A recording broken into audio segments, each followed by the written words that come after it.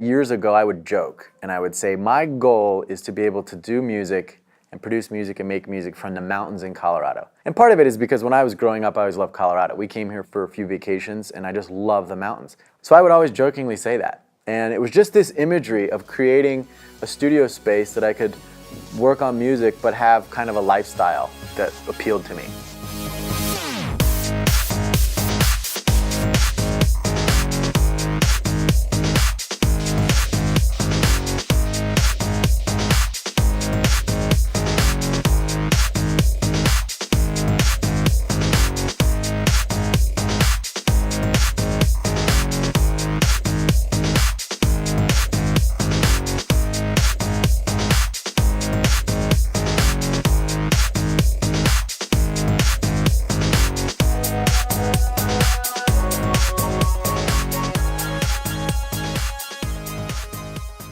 Yeah, it was interesting because when we met, he was in business school. So he was actually studying business. So it wasn't really music driven, but he did everything else he did was music related. And so he always, used to DJ and, mix stuff and do a lot of production out of the house and things like that. And he just seemed like that was really his passion, more than the business was just kind of a technicality, the business degree. As I graduated, all of my friends and people that were close to me started to express the same things that I was afraid of, if you will, or the same concerns that I had about the quote-unquote music business they were having, whether I had friends going into the medical profession, going into finance, doing all these jobs, and when they were starting out, they were saying, man, the hours are crazy, I don't know if I'm gonna make it, it's so competitive, and it dawned on me, wow, that's exactly what I'm thinking about the music business, but that's what I love. When Vince finished the program, he had shown us many times his abilities and what he was capable of, or what we certainly felt he was. So that's the point where you start looking at, okay, where can we help him go next? And what we had found is we had an opportunity at the Hit Factory criteria, which were very few and far between. It's one of those places that it's extremely difficult to get in that door. So I got a call to get an interview at the Hit Factory in Miami. And the Hit Factory is one of the top studios on planet Earth. And not only are there so few positions as entry-level assistants, there's even fewer to move up as next-level engineers. And it takes a lot of time and energy doing everything but music-related activities.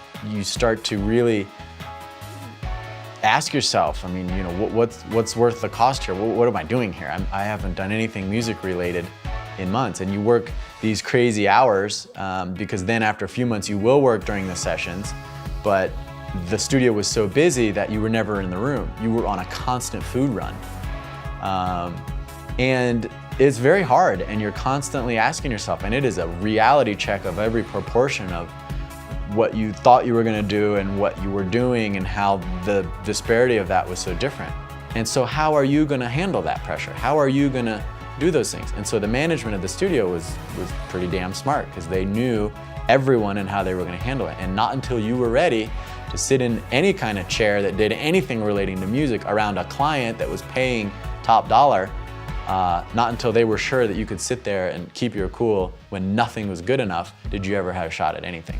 And some people never understood that. And there were times when I knew that, but still you're doing it so long that you're really starting to question, damn, am I ever gonna do anything?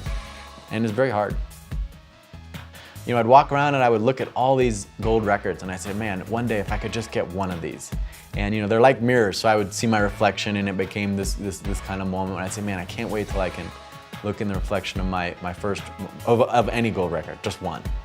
And I got that with the Kevin Little project, and it was amazing because it wasn't through what I was doing at the Hit Factory. There was my job at the Hit Factory as an assistant, and then I would go home and remix these artists. And after a while, we became very busy remixing, and it became kind of my meat and potatoes. We would remix all these artists, from Britney Spears, Destiny's Child, Madonna, Missy Elliott, all these artists, and some of them were at the Hit Factory, which was crazy.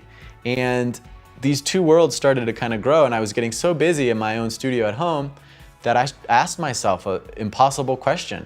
Do I quit the hit factory, which could be the pathway to real success, or do I try to continue to work on my own production? And I was really torn, and it was at the time the hardest decision that I ever made. And so I went up to the manager's office, and we had a good relationship at the time, and I said, Trevor, I'm done. I can't do this anymore. And he stopped and he put it, normally wouldn't really be paying attention to you, and he put his pen down and he looked up and he said, really? Are you sure? And it was one of those looks like, oh shit, am I sure? Well, I thought I was sure until I got that look. But I was sure, and I didn't really back down, and I said yes. And I was nervous and shaking and the whole 9 yards, and that was it. I left, and the next morning I got a phone call from Trevor. Hey, do you want to engineer? Once he started teaching at SAE, I think that's when it became very clear to him, or apparent, that he really liked the education component of music. So he always enjoyed teaching a lot. And then he did a lot of the lecture series with Apple too, and he always seemed very rejuvenated, when he had a big lecture or a big class and people were excited about what he was teaching. He always seemed to kind of feed off of that a lot.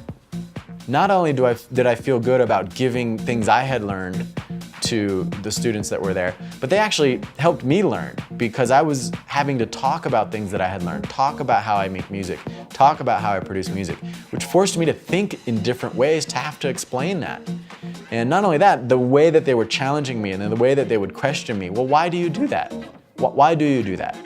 And I never thought about that stuff before. So I found not only the good feeling of sharing the education, but also being educated and challenging of why I do what I do, and learning sometimes from them as well. And so it's become an amazing part of my career and something I love doing, and being able to be involved in educational things to teach others and teach aspiring musicians has become a very meaningful part of my career. I'm excited to show my process. And one of the things that's amazing about education is when you get to see how other people do it, because there's not one right way to do it. There is no do this, do this, do this, do this always, and you're gonna get this. Music is creativity. There's 1,000 ways to do these things. There's artists and producers that are coming up with new ways. And it's exciting for me to be a part of that world and to show, well, this has worked for me. It's not the only way, of course, but hey, this has worked for me, and this is where I come from. And being challenged again and having those questions will help me evolve as well. And now the way that the modern world works with the democratization of everything, and with technology moving so fast, anybody can make music. And that's one of the most exciting things too, where all it can do is help the technology get better, help the music get better, and help other people learn how to express themselves creatively. And so to be a part of that, to me, is very fulfilling.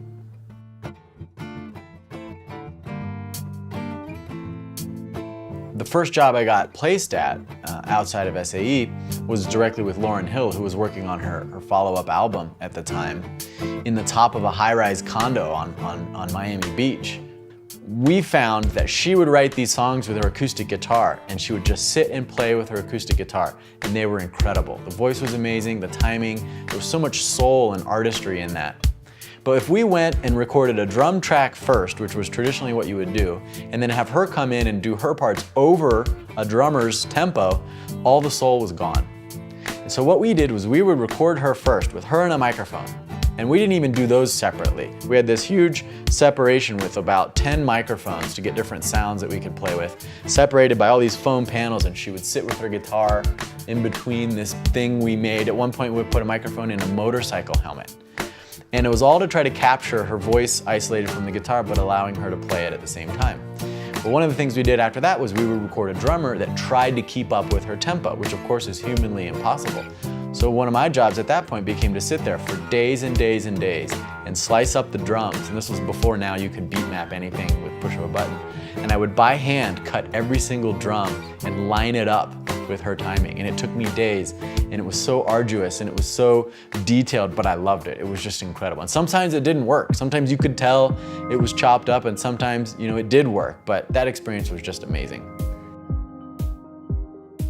So my whole family lives here. My wife Juliana and I recently had twins.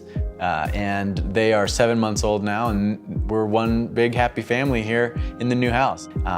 And we've done different changes to the house, very subtle, that are just more representative of who we are. The biggest piece of that would be a lot of the artwork that's around the house. We've either it's photography that we've taken pictures of life events, or for example, we have a collage with tons of family pictures, and when you step back, it's the sidewalk pattern in Copacabana and Rio de Janeiro, where Juliana, my wife, is from, even to the paintings here in the music room that Juliana and I painted. So everything's very personal in the house.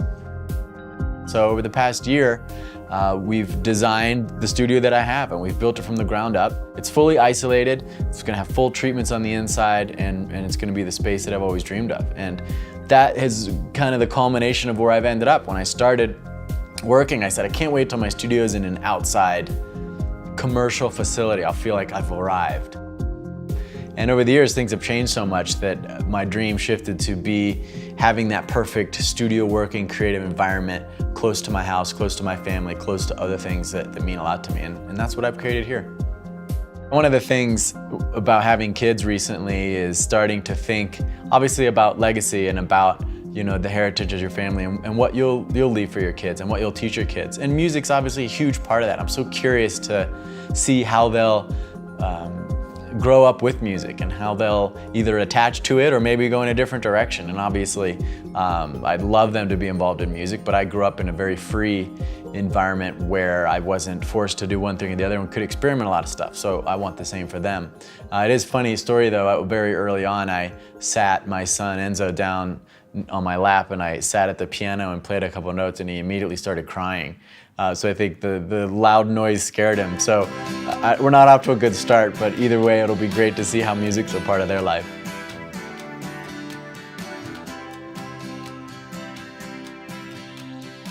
There's always that moment when you start and there's a blank page on the computer, which is effectively silence. There's nothing.